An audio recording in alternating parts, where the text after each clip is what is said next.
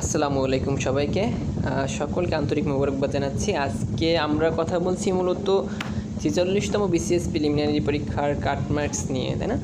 আচ্ছা, আপনারা আজকে তো ২৬শে এপ্রিল পরীক্ষাটি দিলেন, প্রচণ্ড গরম উপেক্ষা করে এর ভিতরেও আপনাদের পরীক্ষাটি হয়েছে। সকলে অনেক কষ্ট করেছেন, সকলকে আন্তরিক ধন্যবাদ মোবারকবাদ শুরুতেই দিয়েছি।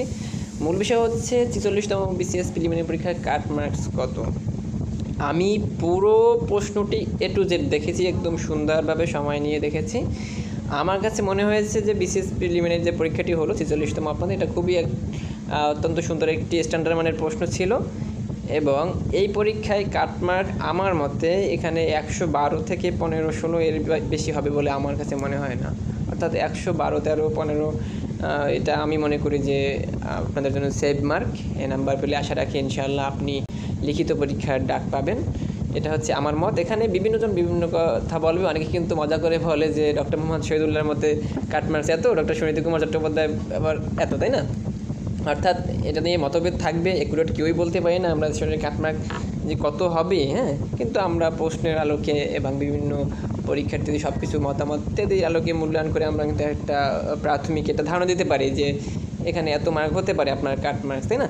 তা আমি পুরো প্রশ্নটা দেখেছি, আমার কাছে ভালো লেগেছে প্রশ্নগুলো। আমার কাছে মনে হয়েছে যে একটা বিসিএস প্রিলিমিনারি পরীক্ষা এরকম প্রশ্নই হওয়া উচিত এবং স্ট্যান্ডার্ড মানের প্রশ্ন ছিল।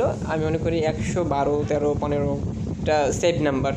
আশা রাখি এই নাম্বার পেলে ইনশাল্লাহ আপনি পিলিতে কোয়ালিফাই করবেন এবং আপনি লিখিত পরীক্ষার ডাক পাবেন। আর এর থেকে যারা বেশি পেয়েও অনেকে কিন্তু টিকবে, অনেকে কিন্তু ১৩০-৪০ মার্ক পেয়েও কিন্তু অনেক পিলি পাস করবে, তাই না?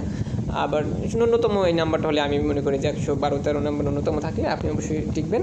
এর থেকে যারা কম থাকবেন তারাও হয়তো আশা রাখেন, বলা যায় না কি হয়, কিন্তু যাদের নাম্বার ১০৫-এর কম বা ১০০ কম তারা তো হয়তো হচ্ছে না, তারা হয়তো বলা যায় যে মোটামুটি একটা প্রস্তুতি আছে।